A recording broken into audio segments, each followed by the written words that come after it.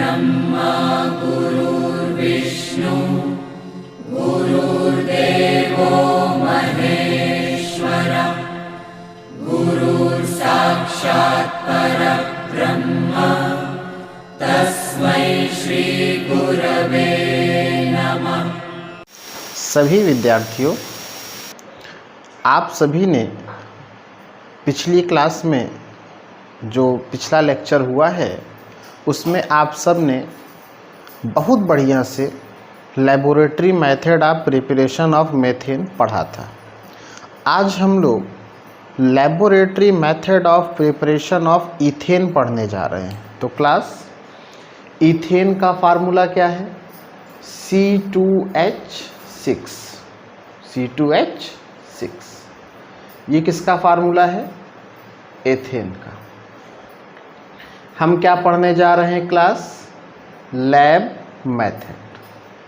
तो lab method, जैसा कि आप सबको बताया गया है, यह एक स्पेशल मेथड होता है और स्पेशल मेथड के थ्रू हम लोग एथेन का फार्म करने जा रहे हैं। क्या होता है? व्हेन सोडियम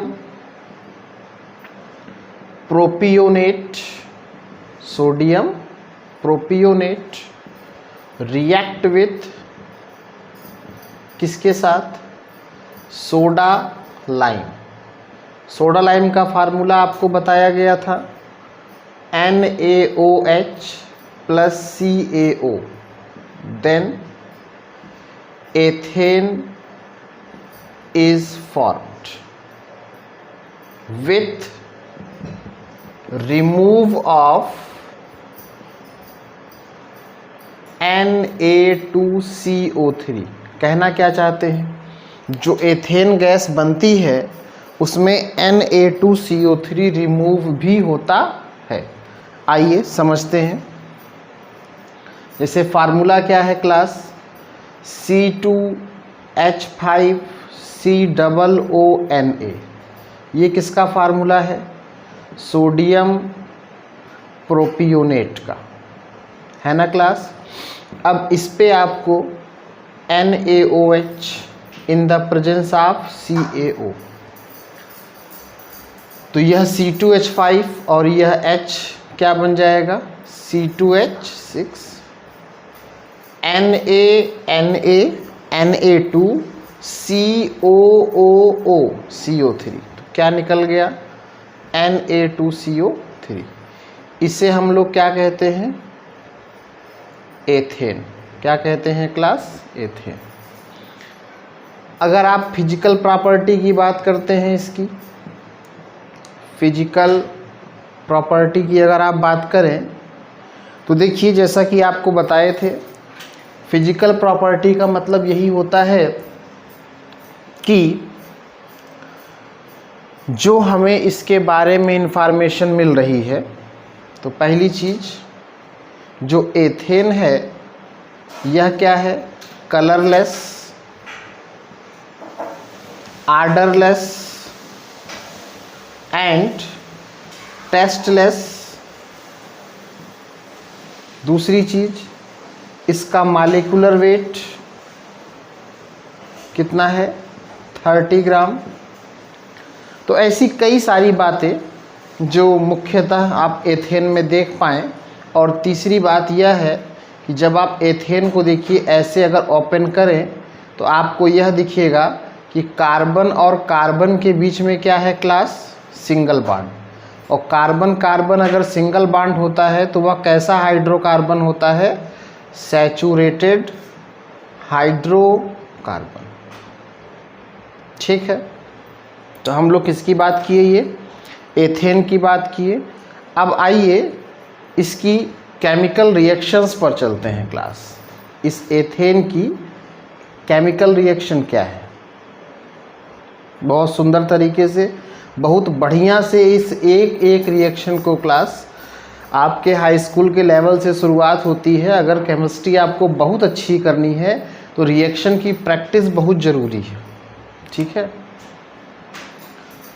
और ये नहीं कि एक बार आपने पढ़ लिया तो हो गया, कम से कम उसको 5-6 बार नित्य का नियम अभ्यास कीजिए।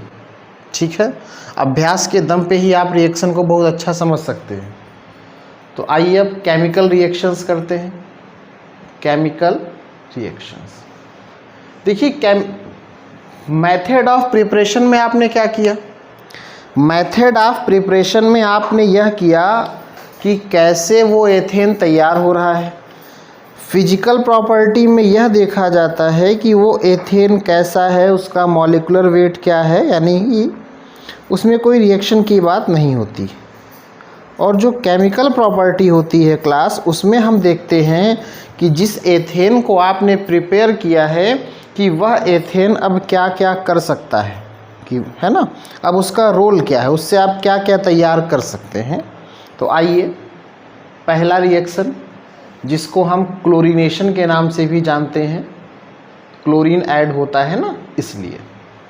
तो देखिए C2H6 में Cl2 डालते हैं in the presence of UV light. भाई रिएक्शन विथ क्लोरीन भी आप इसे कहा जा सकता है। क्या कह सकते हैं इसे? Reaction with chlorine.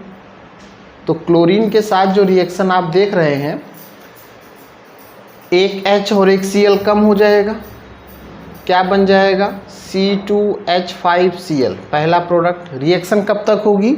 जब तक सारे हाइड्रोजन रिमूव ना हो जाए। तो जो बना है उसको फिर से उठा लीजिए, Cl2 in the presence of UV light. फिर एक H और एक Cl कम हो जाएगा,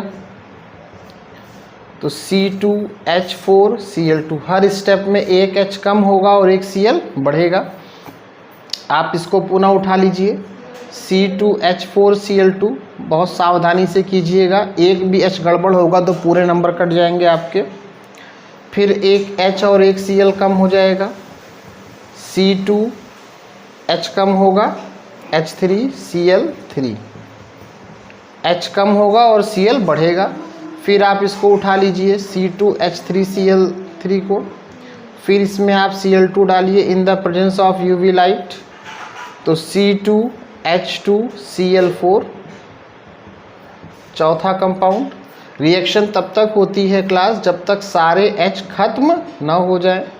देखिए चौथे वाले कंपाउंड को लिया, फिर Cl2 डाला, तो अब की बार फिर एक H कम और एक Cl बढ़ जाएगा, HCl रिमूव हो गया। पांचवा compound C2H5Cl5, Cl2 in the presence of UV light, तो C2H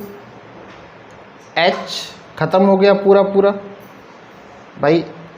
हमारे पास C2HCl5 था, अब की HCl निकल जाएगा फिर से, तो C2Cl6 बन जाएगा, कंपाउंड नंबर 6। तो रिएक्शन यूवी लाइट में तब तक होती है जब तक सारे क्लोरीन ऐड होते रहते हैं और पूरा का पूरा हाइड्रोजन रिमूव हो जाता है।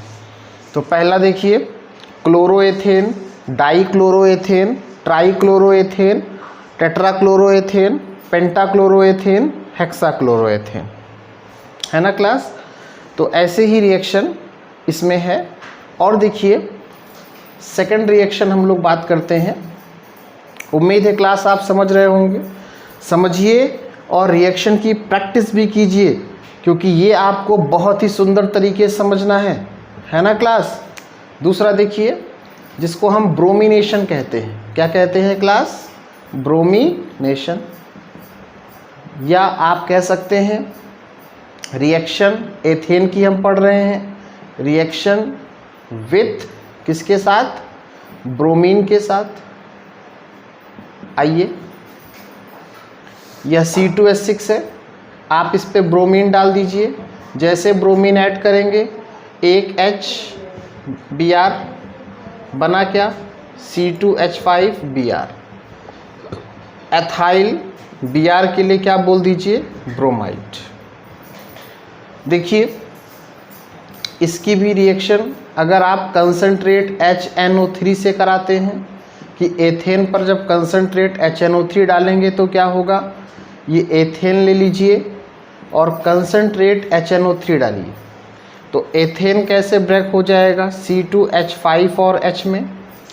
HNO3 कैसे ब्रेक होगा? HONO2 में।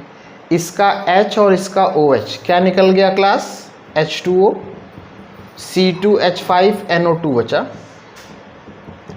तो इसे ही हम लोग क्या बोलते हैं क्लास? Nitro ethane. क्या पढ़ेंगे इसे? Nitro ethane.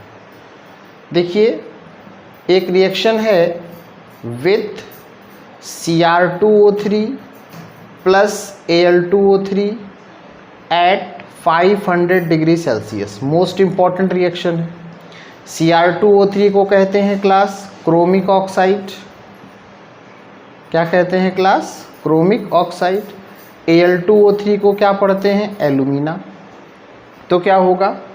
C2H6 में अगर आप देखिए सिर्फ ये Cr2O3 और Al2O3 रिएजेंट है और ये एक ऐसा रिएजेंट है जो 500 डिग्री सेंटीग्रेड पर हाइड्रोजन निकाल देता है। तो H2 निकाल देगा, क्या बन जाएगा? C2H4।